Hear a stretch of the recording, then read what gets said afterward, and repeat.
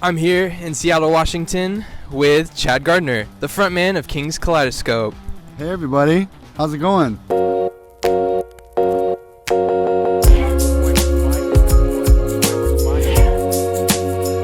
listen carefully. All right, let's get into it. So, I hear you just had a new kid. Her name's Phoenix, correct? Yes, that's her name. That's awesome. So, is she always Phoenix or just sometimes? Good. Sometimes Phoenix. She is Phoenix Faith Samara Gardner. That's what she is. Chad, I just want to ask you what it's like to be a dad. Do you have any good stories or maybe honest dad moments that you might want to share? I gotta think about that. It's great being a dad. I love it. This year in the pandemic where we couldn't take our kids to do normal things, I just left the roof off my Jeep for the whole summer, and we kept swim trunks in the back. And when the kids needed to get out of the house, I popped them in the back of the Jeep. We went and jumped in the water. And now I have two little munchkins that I can just take with me whenever I want. And they have to do what I want to do, and they have to get on the paddleboard, and it's great. It's wonderful. They're little friends that do whatever you tell them to do. It's perfect. You're doing this full time. Obviously, it takes a village to really get this done. How has your wife or just the people around you helped in that process? Well, my wife went to business school, which is incredible.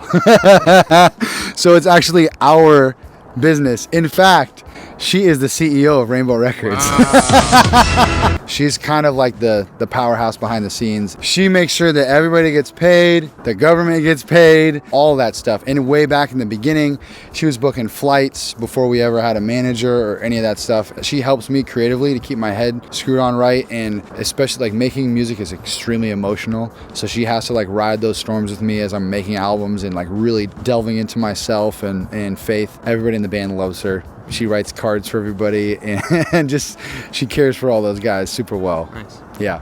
Shout out Alex. You did good, Chad. You did good. Alex.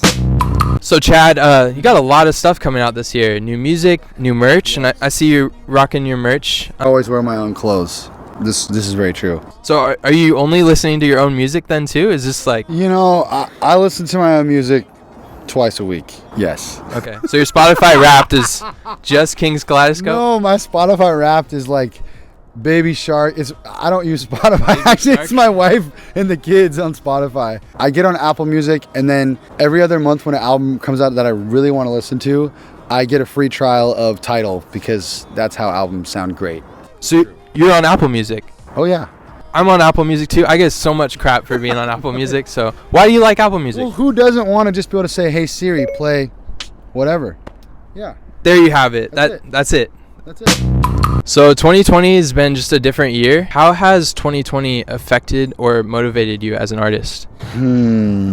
Well, it gave me a lot of time to write by myself for a while. I'm extremely collaborative. If you know anything about Kings, it's probably obvious because there's 25 people in our band. Not really, it's a joke. But then eventually we started kind of doing these mini camps where we would bring everybody together. People would get COVID tested, quarantine, and we were all kind of in our own bubble. And those felt to be honest, just some of those beautiful times in my life of a haven in the middle of the chaos, getting to create together. And then when they would end, we just couldn't wait for the next one to happen. So a little bit of a challenge to be by myself, and then a little bit of just the privilege of being in our own bubble this year was pretty incredible.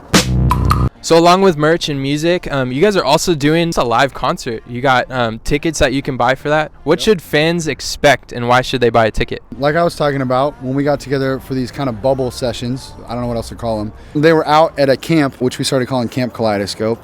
Super special time. We ended up writing an album, Power Perfect, or an EP that people can stream now. And then we also ended up filming a show. We filmed all of our album Zeal, front to back, in the middle of the forest, super enchanted, as it should be. We knew that we weren't gonna be able to tour, and that this was gonna be the only way people around the world could see us for our first ever worldwide tour, in a sense. So yeah, fans can expect, it's that album, which is probably my favorite Kings album, front to back, straight through, tons of wild energy of us running around in the woods. I don't have any shoes on. It's just really crazy and enchanting. You can buy a ticket that's basically a link, and you can share it with anybody else in your house. It's way cheaper than actually going to a real show. You don't have to pay for parking. You can make your own popcorn. You can put it on a projector, whatever you want to do. And it's a Kings Kaleidoscope concert. I'm sold. I gotta buy my ticket. So, Chad, you've been making music for a while now, and I've seen some interviews where you've kind of talked about wanting to go ahead and inspire or change Christian music. I just want to ask you, like, why do you do what you do? Why do Kings Kaleidoscope in the first place? That's a really good question. And I would say that growing up in the church, I genuinely believed and had a deep personal relationship with Jesus. I believe in the gospel with all of my heart, all of my life. But I always found it pretty tricky to actually connect on a spiritual level with Christian culture, especially Christian art and Christian music. I have memories of being at festivals or conferences where everybody was kind of worshiping and having these moments and encounters with the Holy Spirit, and I felt like there was this language barrier where I didn't understand what was going on. Like it didn't translate to me, and I felt like something was wrong with me.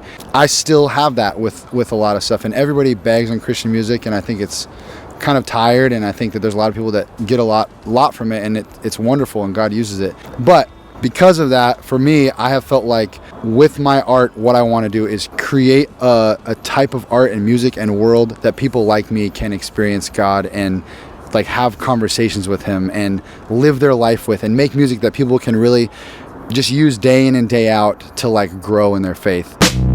All right, we're gonna finish it off with a speed round, Chad. We'll call this segment the Rush. Yeah. Let's get to it. Do you like pineapple on pizza?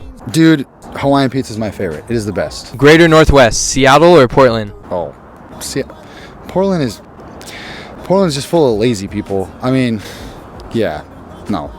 I mean, Portland's cool, but Seattle, every day. Your favorite song you've made? Oh my gosh, it depends on the occasion.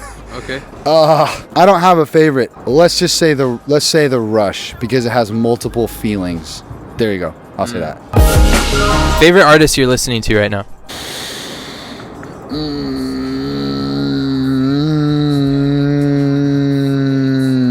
I'm so bad at this. I don't know if I can answer that, but I will say this. The most helpful album for me in the last, maybe, I don't know, like 8 years. Yonzi and Alex Rice Boy Sleeps album, which is an ambient, like a beautiful ambient album. And I have consistently used that album to go on prayer walks with, to put on at my house when I need to like just feel peaceful, try to fall asleep on a plane too. As far as like nuts and bolts, like what music like helps me, even though I listen to all kinds of music and love music and all that stuff and I make it, that album has like a real utility for me that's so helpful.